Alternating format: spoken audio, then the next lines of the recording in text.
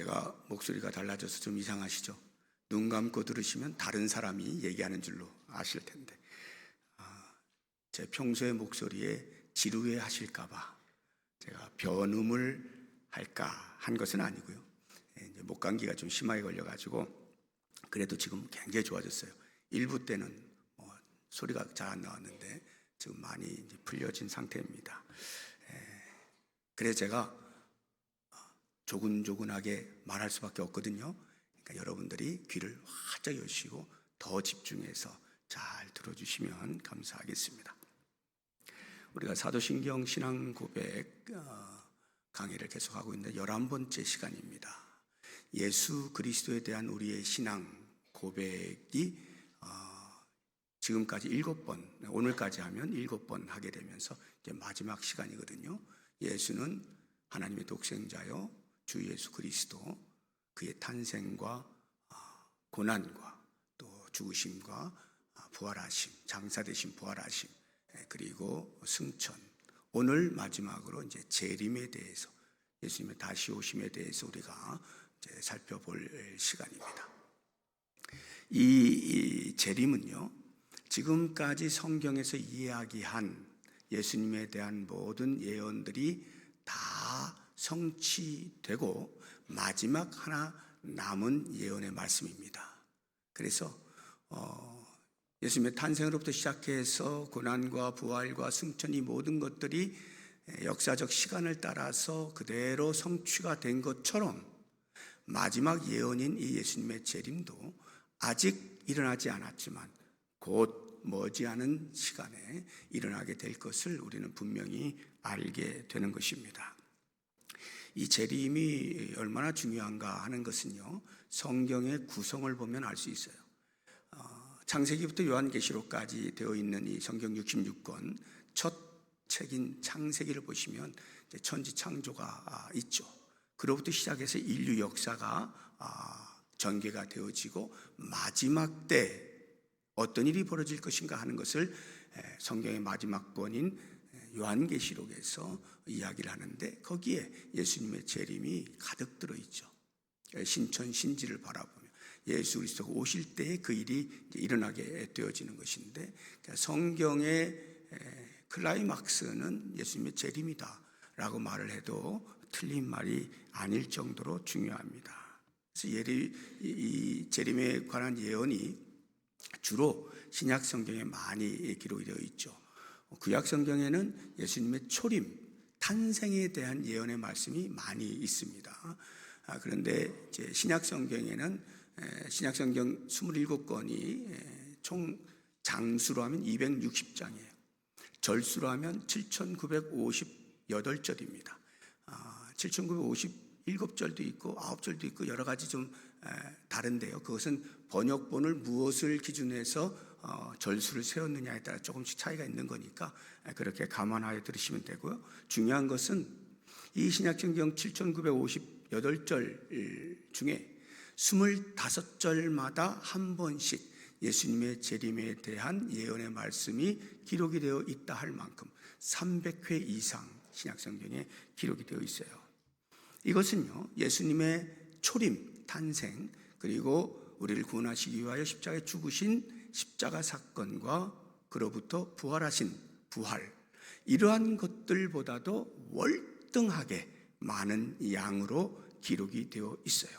그 이야기는 그만큼 재림이 우리 성도들의 신앙생활에 중요한 것이다 하는 것을 방증하고 있는 것입니다. 그런데 동서고금을 막론하고 예수님의 재림에 대하여 거부하거나 무시하거나 조롱하는 그러한 사람들이 있게 마련인데요. 이 베드로 사도가 사역하던 그 당시의 공동체 안에도 거짓 교사들이 들어와서 예수님의 재림이 어딨냐 하는 식의 조롱하는 말들이 있었어요. 3절 4절이 그 이야기를 해주고 있습니다. 먼저 이것을 알지니 말세에 조롱하는 자들이 와서 자기의 정욕을 따라 행하며 조롱하여 이르되 주께서 강림하신다는 약속이 어디 있느냐. 조상들이 잔 후로부터 만물이 처음 창조될 때와 같이 그냥 있다, 이렇게 말을 하는 것입니다.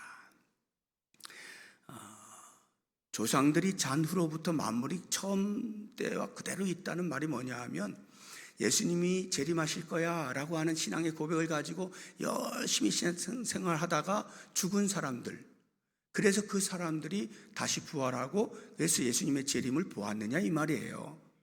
처음에 만물이 세워질 때하고 똑같지 않느냐? 아무런 변화가 없다. 자연의 질서를 따라서 그대로 흘러갈 뿐이다. 죽은 자는 그냥 죽는 것으로 끝이다. 이렇게 이야기를 하는 것입니다. 이렇게 말하는 사람들은 대부분 그 마음에 일상의 삶, 이 땅에서의 삶이 즐거운 거예요. 자기 정력대로 산다 이 말이에요. 그런 쾌락의 유혹에 맛이 들려서 이런 좋은 세상을 왜 예수님께 재림하셔서 심판하신다는 거야? 말이 안 돼 라고 이렇게 무시를 하는 것입니다. 이것은 비단 그 당시뿐만 아니라 오늘날에도 예수님의 재림에 대하여서 신경 쓰지 않는 무관심한 사람들이 적지 않아요. 우리 신앙생활하고 있는 성도들 가운데도 그렇습니다. 왜냐하면 그 당시보다 훨씬 더 2000년 넘게 예수님의 재림의 사건이 일어나지 않았거든요. 그러니까 더더욱이나 희미해지는 겁니다.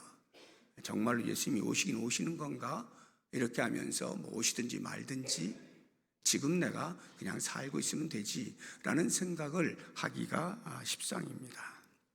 그런데 그러한 사람들에 대하여 베드로가 경책을 하는 거예요. 그 가르침이 5절 이하부터 나오는데 5절 보시면, 이는 하늘이 옛적부터 있는 것과 땅이 물에서 나와 물로 성립된 것도 하나님의 말씀으로 된 것을 그들이 일부러 잊으려 함이로다. 그들이 왜 그런 말을 하느냐? 하나님이 말씀으로 천지를 창조하셨는데 하늘과 땅과 바다를 다 지으셨는데 그것을 무시하려고 하는 태도다 하면서, 하나님이 말씀으로 창조하신 이 세계에 물로 심판하신 일이 있지 않느냐 하고 6절의 말씀에, 이로 말미암아 그때의 세상은 물이 넘침으로 멸망하였으되 하고 노아의 홍수 사건을 언급하는 거예요.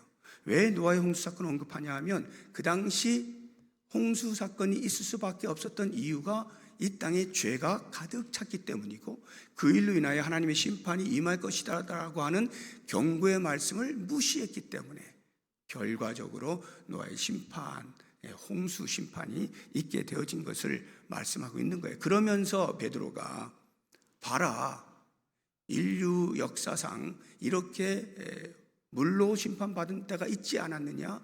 그런 것처럼 이제 마지막 예수님이 다시 오시면 분명히 심판의 때가 오게 되는데 그때는 물이 아니라 불로 심판받게 될 것이다 하고 7절을 보시면, 이제 하늘과 땅은 그 동일한 말씀으로 물을 지으셨는데 그 물로 심판하신 것처럼 동일한 말씀으로 불사르기 위하여, 불로 심판하시기 위해서 보호하신 바 되어 경건하지 아니한 사람들의 심판과 멸망의 날까지 보존하여 두신 것이니라.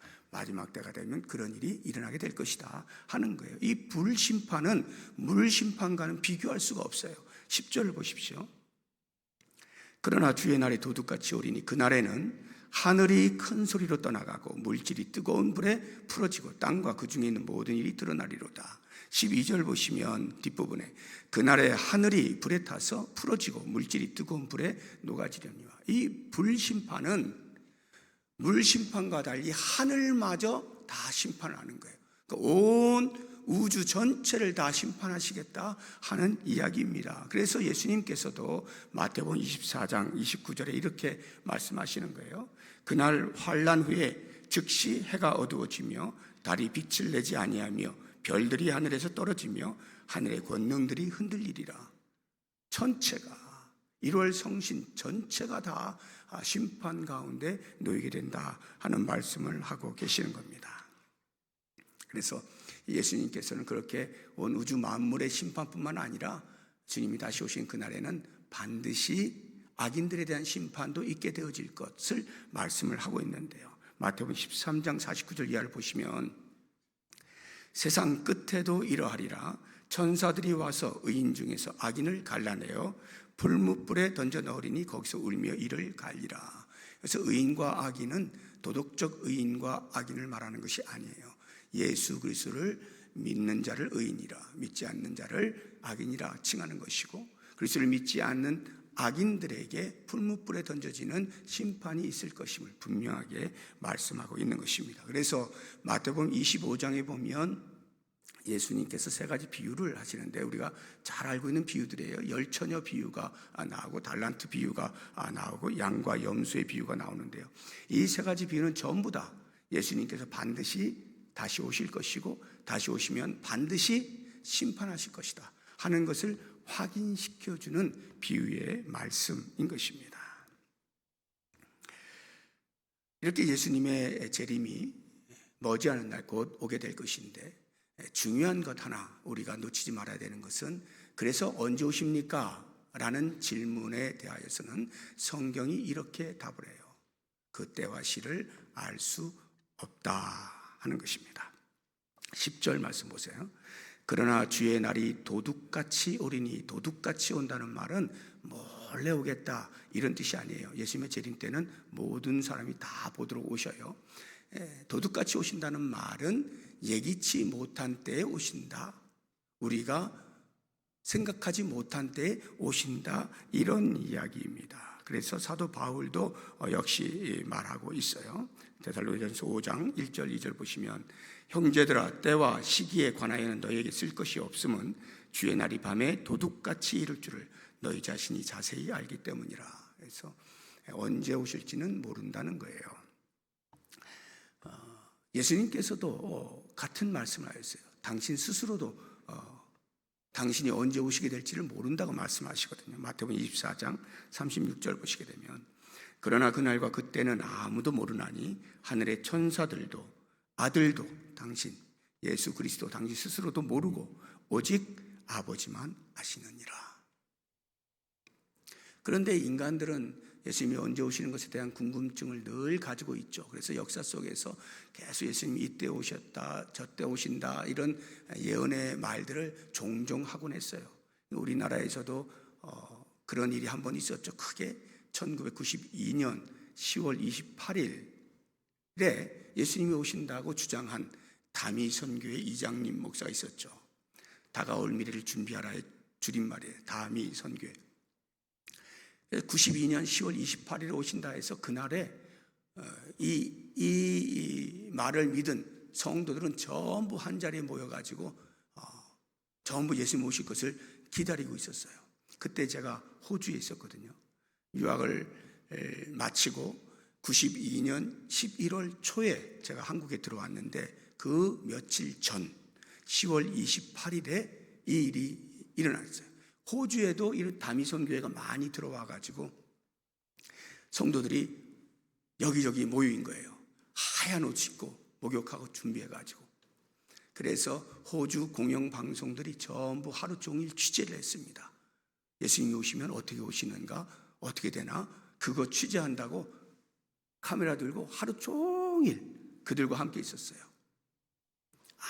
아무 일도 일어나지 않았습니다.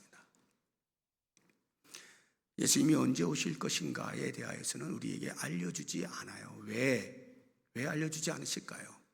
우리의 신앙의 진정성 때문에 그래요.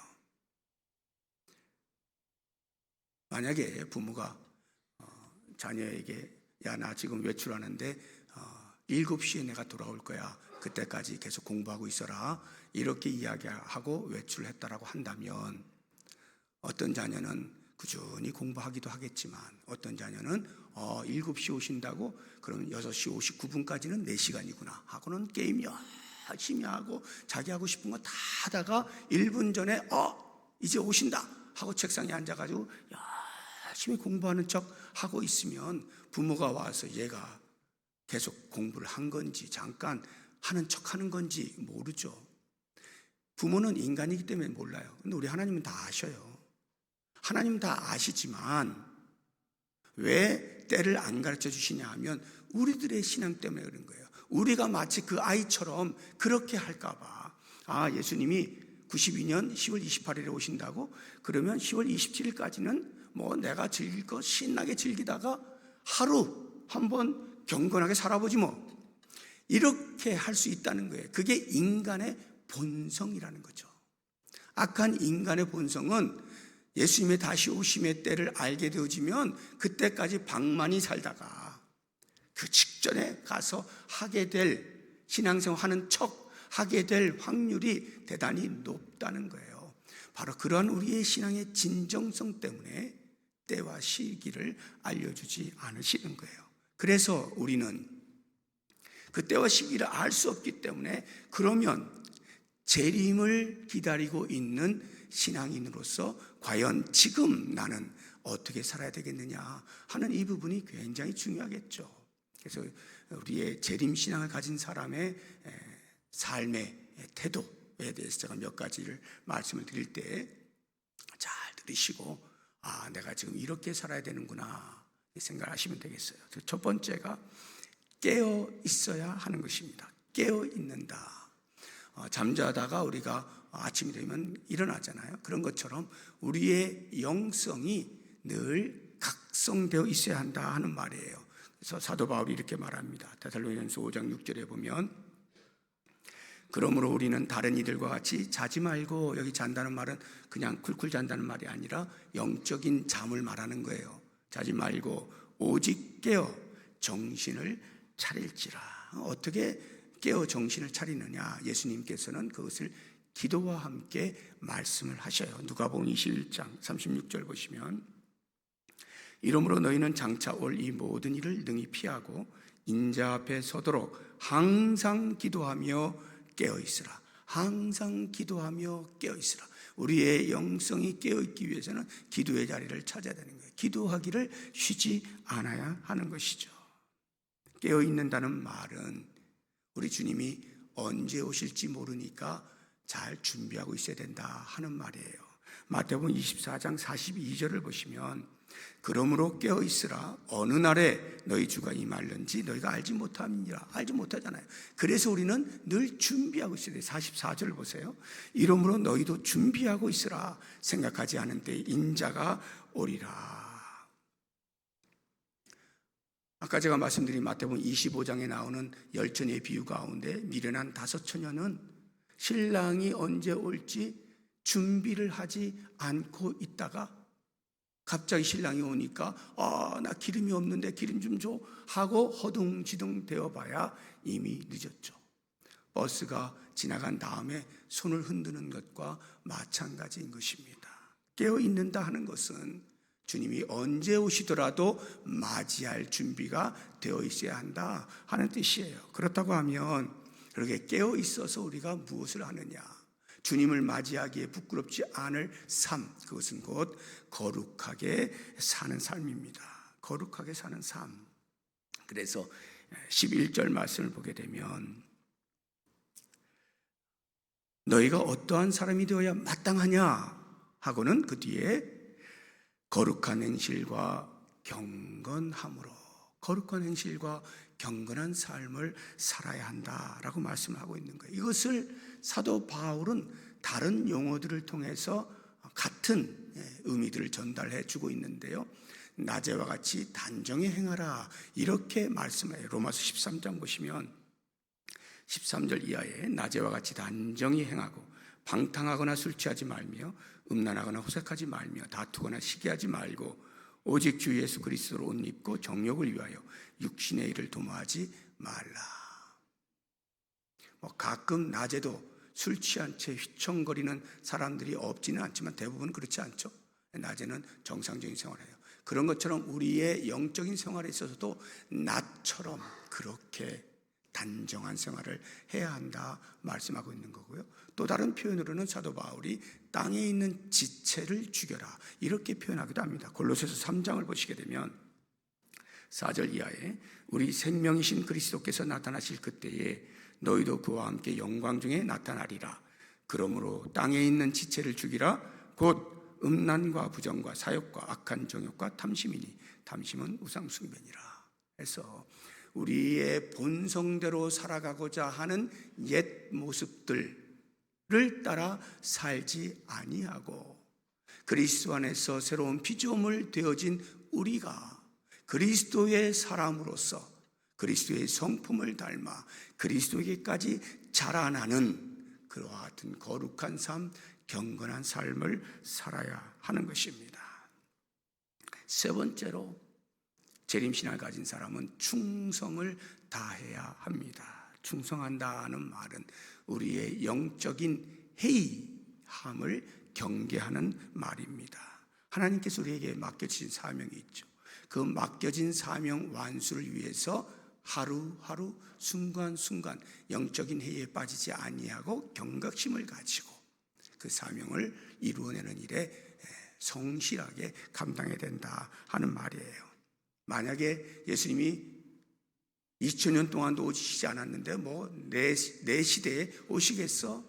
더디 오실 것이라 생각하고 맡겨진 사명을 따라 살지 아니한 채 무책임하게 살게 되어지면 예수님 다시 오실 때 우리에게 그 무책임함에 대하여 진노하시고 분명하게 엄격한 대가를 치르게 하시는데, 누가복음 12장 보시면 45절 이하에 만일 그 종이 마음에 생각하기를 주인이 더디오리라 하여, 이것은 예수님이 비유로 말씀하신 거예요. 주인이 종에게 집안 관리할 것을 맡기고 잠시 타국으로 떠난 거예요.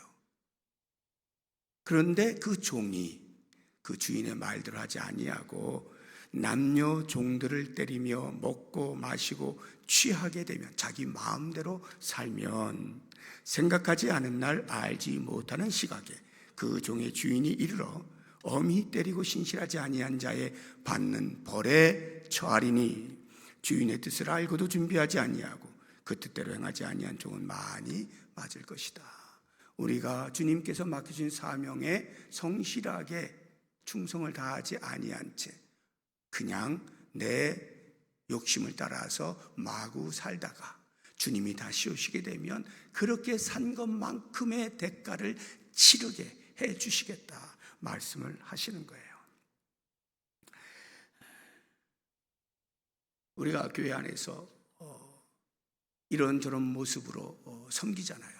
그런 것이 다 충성스럽게 섬기는 건데, 교회 안에서만의 삶이 아니라 우리 가정에서도 또는 이 사회의 구성원으로서도 그리스도인으로서 마땅히 행해야 할 재림신앙을 가진 자의 삶의 모습을 따라서 충성스럽게 살아내야 돼요. 그 가운데서도 제가 특별히 한 가지를 더 말씀을 드리려고 하는데, 그것은 곧 구령 사업입니다. 영혼을 구원하는 일. 이것이 얼마나 우리의 충성을 요청하고 있는가 하는 것을 말씀을 통해 우리가 볼 수가 있는데요. 9절 한번 보세요. 주의 약속은 어떤 이들이 더디다고 생각하는 것 같이 더딘 것이 아니다. 그 당시에 예수님의 재림을 기다리던 성도들이 있었는데 왜 예수님 안 오세요? 왜 안 오세요? 자꾸 그러는 거예요. 그때 베드로 사도가 이야기하는 거예요. 늦게 오시는 게 아니다 하고는 늦게 오시는 이유, 왜 아직도 안 오셨느냐, 그 이유를 그 뒤에 이야기하고 있죠. 오직 주께서는 너희를 대하여 오래 참으사 아무도 멸망하지 아니하고 다 회개하기에 이르기를 원하시느니라. 이것이 하나님의 간절한 마음인 거예요. 한 영혼이라도 주께로 돌아오게 하시기 위한 기회의 시간을 주고 계시는 거죠. 그래서 예수님이 다시 오시는 그날까지 살아가고 있는 우리 모든 성도들은 말세를 살아가고 있는데, 종말을 살아가고 있는데 왜 이렇게 종말이 기냐? 이것은 다름 아니라 기회를 주시기 위함이다. 그러면 예수를 알지 못하는 자는 복음을 듣고 예수를 영접하여 구원 얻게 되어지는 기회가 되어질 것이고, 복음을 전하는 우리들은, 전도자의 삶을 사는 우리들은 그렇게 해서 나를 통하여 한 영혼이라도 주께 돌아오게 되어지면 주님께서 얼마나 기뻐하시고 나를 귀히 여겨주실까.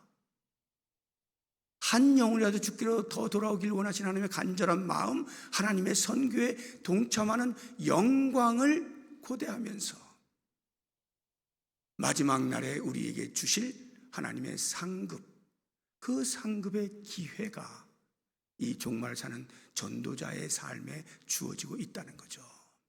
이런 면에서 우리가 얼마나 열심을 다해서 복음을 전해야 하는지를 알게 되는 거예요.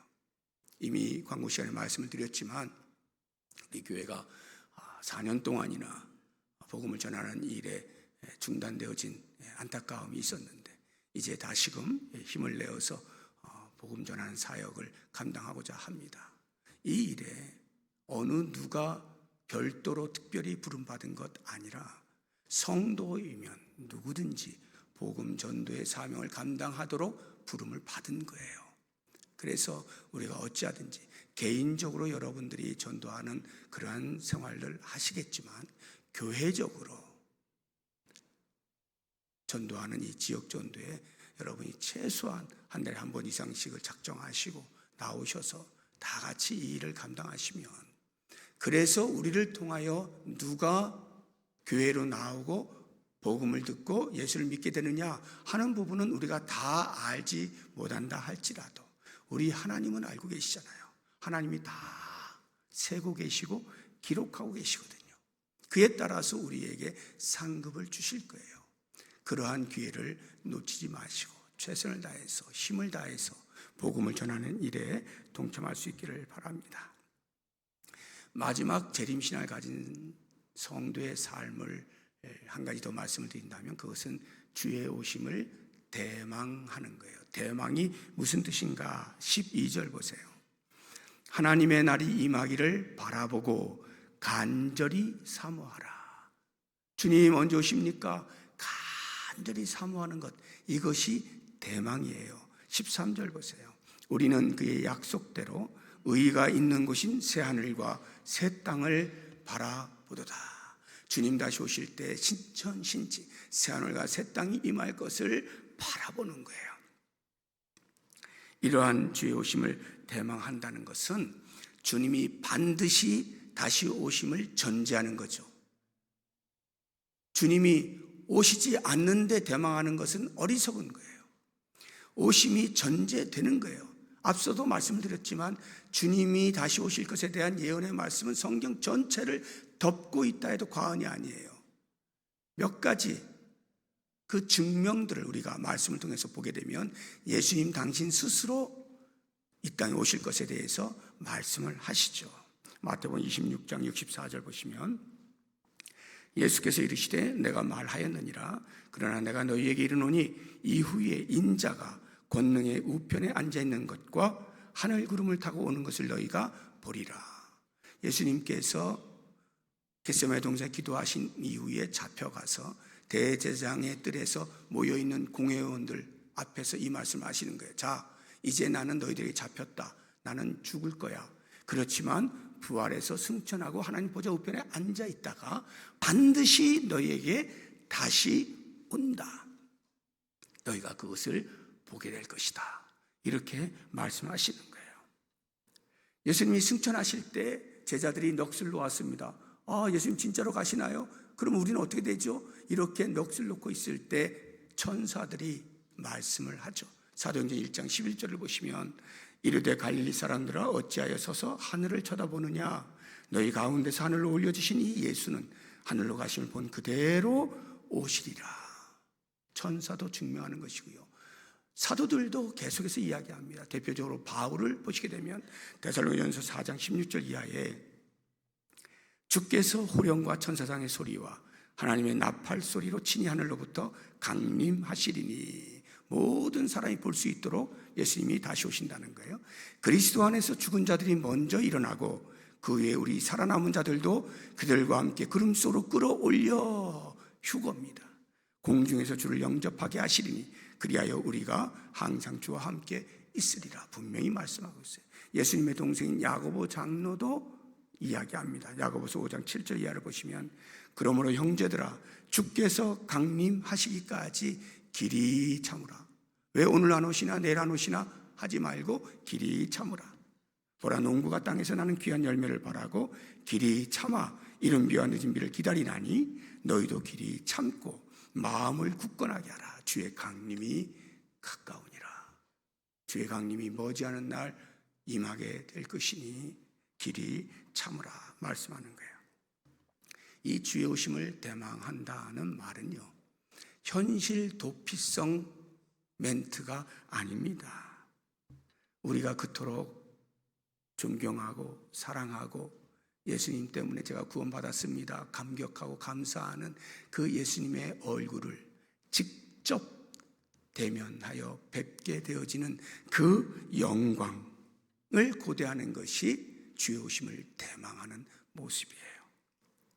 우리가 교회 안에서 신앙생활을 같이 하지 않습니까? 영적인 가족이라 해서. 그래서 천국의 삶을 선언하고 있는 것인데, 그럴지라도 불완전한 교회이기 때문에 이 안에서 때로는 불협화음이 있어요. 갈등이 있죠. 충돌이 있기도 하고요. 다툼이 있기도 하고, 심하면 분열이 일어나기도 합니다. 이런 안타까운 교회의 모습 속에서 이제 주님이 다시 오게 되어지면 신천신지 하나님 나라의 실체를 만나게 되는 거예요. 만나고 보니까 야, 과연 그러하구나. 이 땅에서 우리가 불완전하여서 이러저러한 일들이 있었지만 과연 하나님께서 준비하신 이 하나님 나라는 완벽하구나 하면서 감격하고 기쁨과 환희를 터뜨리는, 이것이 바로 주의 오심을 대망하는 것입니다. 그래서 당시 예수님의 재림을 간절히 기다렸던 성도들이 인사를 할 때 피차에 샬롬이라고 하는 인사도 하였지만 마라나타라고 하는 인사도 하였습니다. 마라나타, 아람어예요. 주 예수여 오시옵소서라고 하는 뜻입니다. 요한계시록 22장 20절, 성경 가장 마지막 절 바로 앞에 있는 절인데요, 한번 보시게 되면 이것을 증언하신 이가 이르시되 내가 진실로 속히 오리라. 예수님께서 하신 말씀이에요. 내가 속히 올 거야 하니까 성도들이 어떻게 화답하느냐 하면 아멘 주 예수여 오시옵소서, 아멘 마라나타 주 예수여 오시옵소서. 여러분, 이것을 가지고 그들이 오고 가면서 인사를 한 거예요. 마라나타, 마라나타.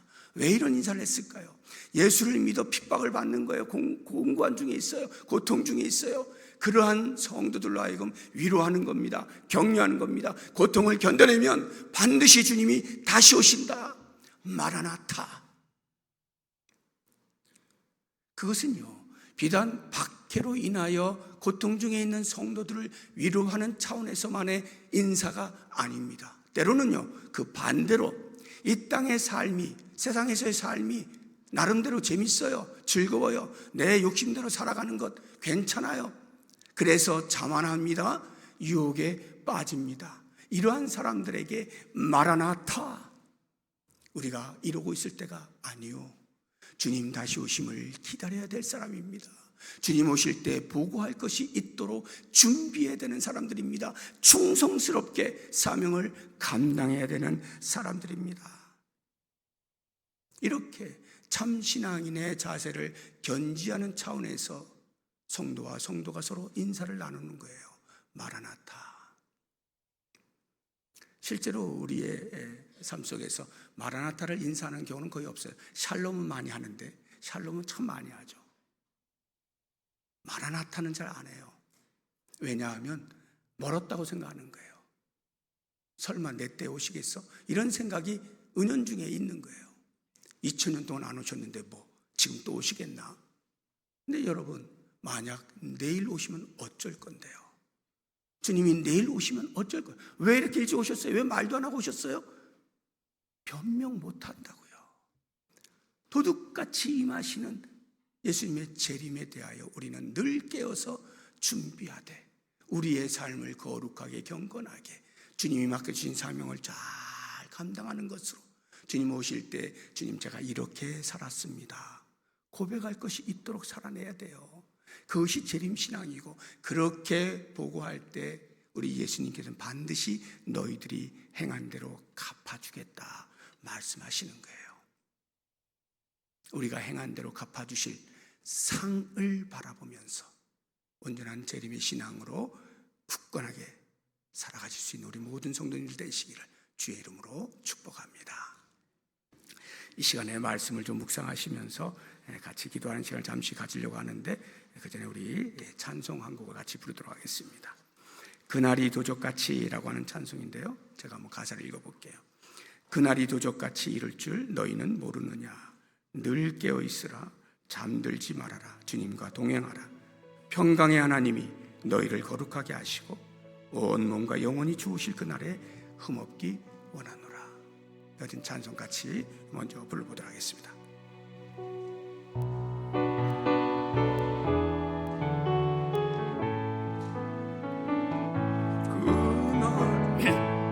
그날이 도덕같이 이를 줄 너희는 모르느냐. 늘 깨어 있으라. 늘 깨어 있으라. 잠들지 말아라. 주님과 동행하라. 평강의 하나님이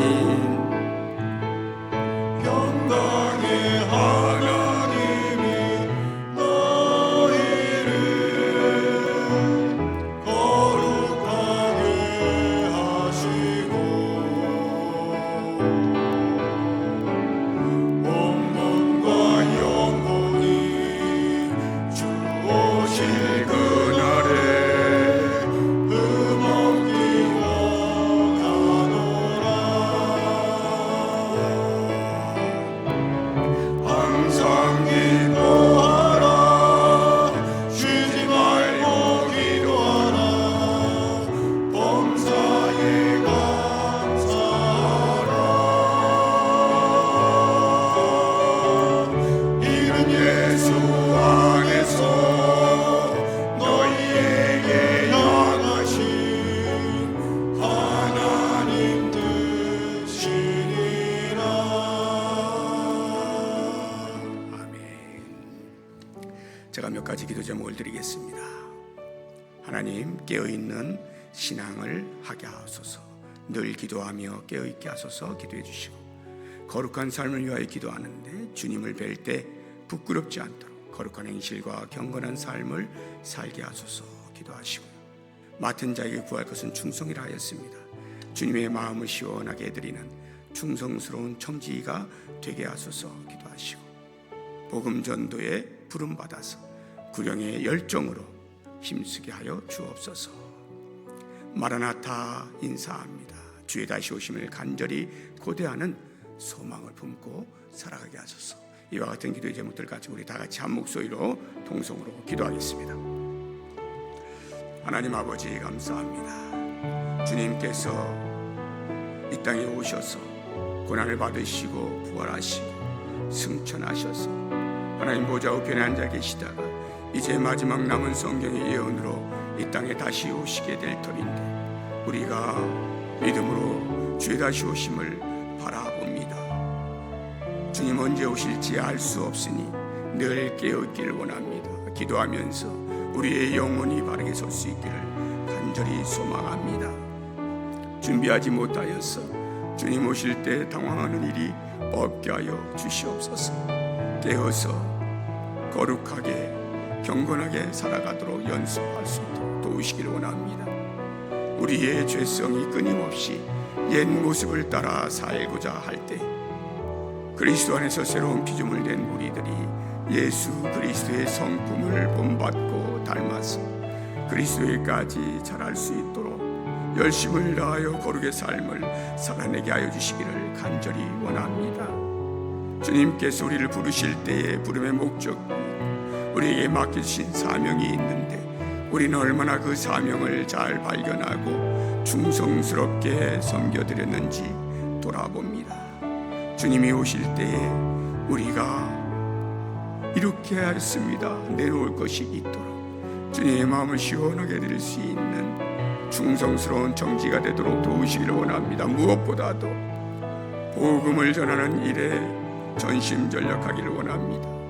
한 영혼이라도 더 주께로 돌아오기를 간절히 원하시는 하나님의 마음, 하나님의 선교에 적극적으로 동참하게 하여 주셔서 특별히 우리 교회가 3월부터 지역 전도를 다시 시작할 때 사랑하는 성도들이 나도 복음을 전하겠다 동참하면서 이 거룩한 일에 참여할 수 있도록 도우시고, 과연 한 영혼이라도 더 주께로 우리를 통하여 돌아오게 될 때에 하나님이 얼마나 기뻐하실까를 생각하면서 최선을 다하여서 충성스럽게 구령의 열정을 가지고 복음을 전할 수 있도록 인도하여 주시기를 원합니다. 하나님, 주님 다시 오실 그날을 기대하면서 사랑하는 성도들이 서로를 바라보면서 마라나타 인사하고 위로하고 격려하고 또 경고할 수 있도록 도우시기를 원합니다. 우리의 심령이 고통과 고난 속에서 어찌할 바를 모를 때 주님 다시 오실 그날을 기대하면서 견뎌낼 수 있도록 도우시고, 이 땅의 삶에 맞들려서 욕심을 따라 살아갈 때 그 모든 유혹을 물리칠 수 있도록 주님 다시 오심을 기대하며 경건한 삶을 살 수 있도록 도우시길 원합니다. 사랑하는 성도들이 피차에 이와 같은 격려를 통하여서 힘을 내게 하여 주시고, 비록 불완전한 공동체이지만 이 안에서 천국의 삶을 최선을 다하여 경험하면서 하나님 나라를 이루어갈 수 있는 귀한 삶이 될 수 있도록 도우시옵소서. 주님 다시 오실 그날을 간절히 고대하면서 우리의 신앙이 다시 한번 점검받고 새롭게 도전받고 주님 마음에 합한 모습으로 살아드릴 수 있는 우리 모두가 되게 하여 주시옵소서. 예수님의 이름으로 기도드립니다. 아멘. 하나님 아버지, 감사합니다. 주님께서 다시 오실 것을 간절히 소망합니다. 아무리 힘들고 어려운 고난의 길을 걷는다 할지라도 주님 다시 오실 것을 기대하며 견디고 버티게 하시고, 혹시 세상의 유혹에 빠져서 내 마음대로 살고자 할 때 주님 다시 오실 것을 기억하여 경건의 삶으로 돌아설 수 있도록 도우시길 원합니다.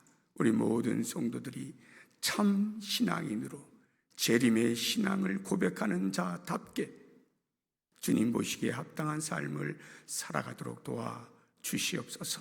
마지막 날 주님 오실 때에 잘했다 칭찬받으며 하늘의 면류관으로 큰 상급을 받을 것을 기대하면서 멋지게 하루하루를 살아가도록 함께하여 주시옵소서. 예수님의 이름으로 기도드립니다. 아멘.